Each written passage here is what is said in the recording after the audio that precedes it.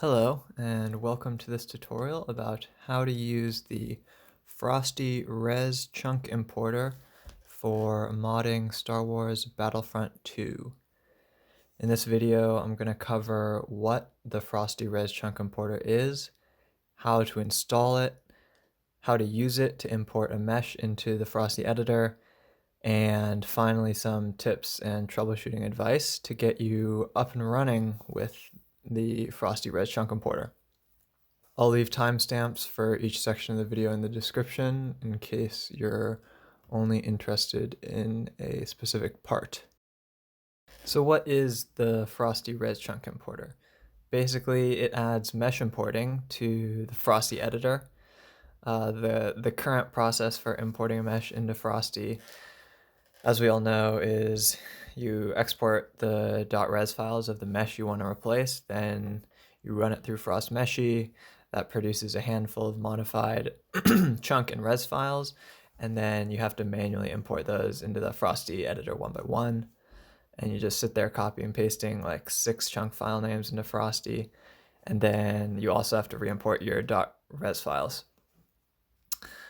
Basically, the process is tedious and a huge waste of time, especially when you're working on meshes where you're constantly tweaking details like face models or body parts, or if you're doing rigging.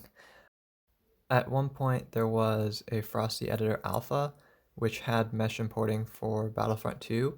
However, that feature was never brought into the public version of Frosty Editor for whatever reason.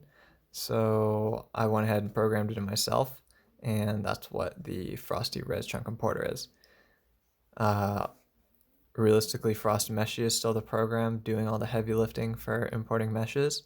The purpose of the Frosty Res chunk importer is simply to bridge the gap between FrostMeshy and Frosty Editor and eliminate some of the inefficiency of mesh importing in the public version of Frosty.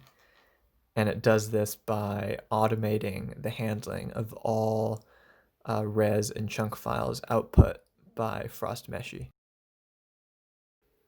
Installing the Frosty Res chunk importer is really easy. All you have to do is download it from one of the 2 download links in the description, and then you'll get this zip file right here.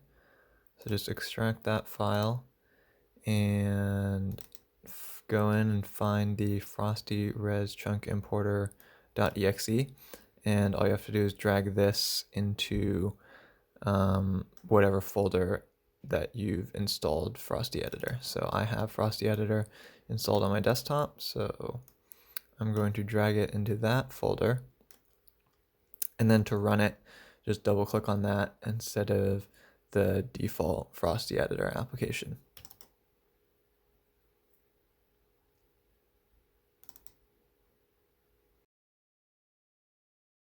Okay, so how do you use this thing? So when you first open it up, it's going to look the same as the regular Frosty Editor. In order to see any of the buttons that the Res chunk importer adds, you need to have an asset tab open. So I'm just going to open a mesh. And now you can see we have 3 new buttons up here, and these buttons will only be visible when you have an asset tab open. And so we have import mesh, revert mesh, and export res. However, if I click on one, you'll notice down in the log, and the log is where all messages from the res importer are going to be output. You'll notice like an error in the log, and that's because the res chunk explorer is not open. So when you're using the Frosty Res chunk importer, you always have to have an asset tab open, and you always have to have the res chunk explorer open. So let's go ahead and import a mesh, but first I want to go over file structure. So I just want to show you how I'm going to set this up for FrostMeshy, because the res chunk importer relies on the naming conventions of the output of FrostMeshy. So here's my FrostMeshy folder, and inside I'm going to create a folder for my mesh set for whatever mesh that I'm going to replace. For the purposes of this tutorial, I'm going to be replacing Luke's head with a model of Padawan Obi-Wan that I created. So this is going to be Luke head. That's the mesh set. And then I'm going to create an output folder for Frost Meshy.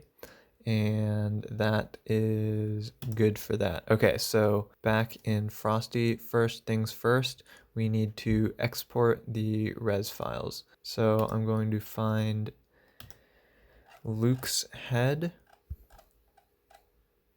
Luke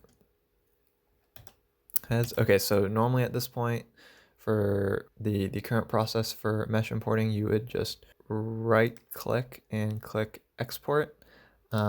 However, if you do that, then the res chunk importer won't be able to automatically re-import the res file automatically. So you have to use this export res button up here. So select the res file that you want to export, click export res, and then go to that mesh set folder, export, and then we also want the blocks file.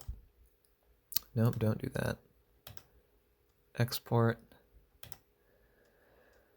Okay, now we have our two res files, so we just need to run Frost Meshy, which I'm going to gloss over the steps for that because this isn't a tutorial for Frost Meshy. I will leave a link in the description to a Frost Meshy tutorial if you need a refresher on that.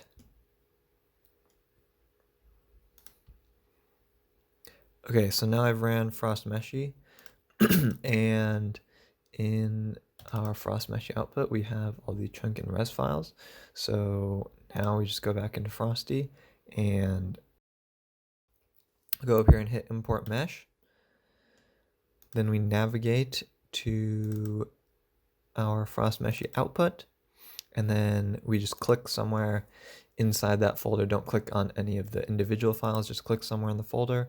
Go ahead and hit open, and then down in the log, it'll tell you which files were successfully imported and if any need to be manually imported. And you'll see down here we get 2 warning non-critical res file errors. Res file located here must be imported manually. So in this case, that happened because I only ran one mesh set through Frost Meshy. If you only convert one mesh using Frost Meshy, then you're always going to have to re-import the res file manually, and that's because in the output folder, it just drops all the files straight in the output folder, and it doesn't actually output them in a folder with the same name as the mesh set. If you run multiple meshes through Frost Meshy in the output folder, it'll organize them into folders by the name of the mesh set. And when it does that, then the res chunk importer can import the res files manually, or automatically, sorry.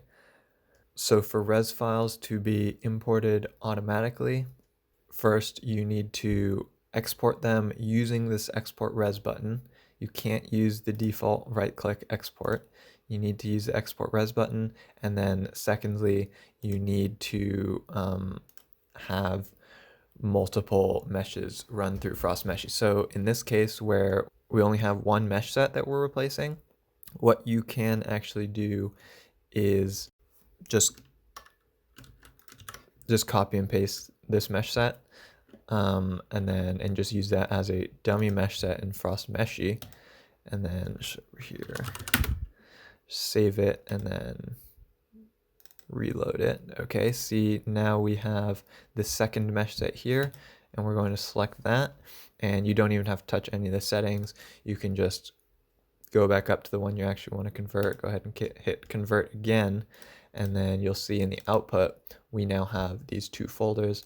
And if we go to import mesh, select the output mesh set that is associated with the mesh you are trying to import, not the one you copied. click somewhere in the folder, and you'll see down in the log it imported all the chunk files and it imported the res files as well. And we can verify this by you can just copy some of the chunk files, and you can see it has the asterisk there, which means it has been modified, and same for the blocks files, or the res files, sorry, both of them have been modified as well. And then we can further verify this by just going and looking at the mesh itself. So this was replacing Luke's head.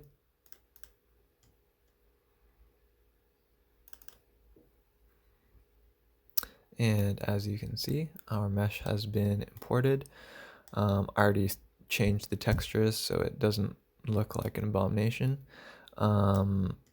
So that's it for importing. There's one more button that we haven't talked about up here, which is revert mesh.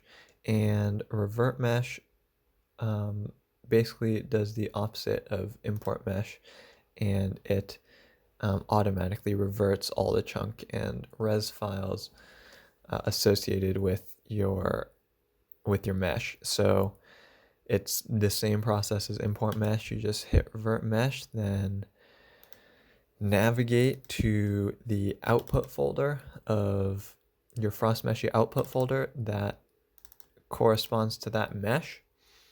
Go ahead and hit open, and then down here we can see that it reverted all those files successfully, and you can confirm that by this right here was this first chunk file here that has been reverted. Blocks have been reverted. Head mesh file has been reverted. And if we just reload this tab, the texture is all messed up. Well, the mesh has been reverted. You just also have to revert these guys. Reload. There you go. That's been reverted.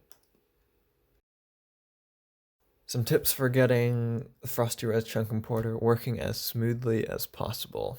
Firstly, always read the log. Everything that the program is doing is going to be outputted in the log, and if anything goes wrong, then that's going to be where you're going to see it down here.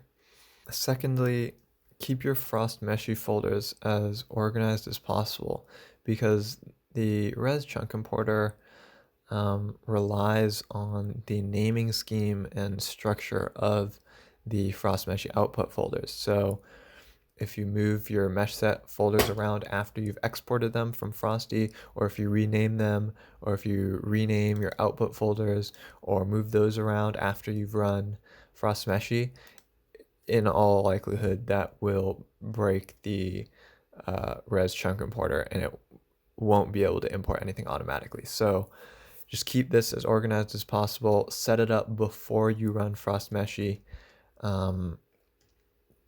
And as long as you keep this clean and let FrostMeshy generate the output files automatically and just don't touch anything, then the Frosty Res chunk importer will work perfectly.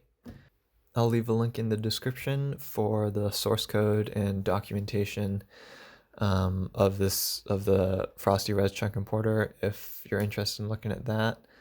There in the documentation, there's more troubleshooting information as well, and there's also information on what all of the error messages in the log mean, which should help for troubleshooting. And that's about it for this tutorial.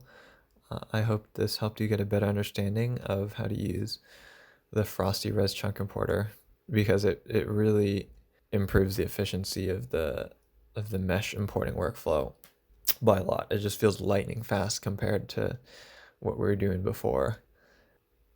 If you have any troubleshooting issues or questions, feel free to message me on the Battlefront modding Discord at TigerVenom22. And thanks for watching.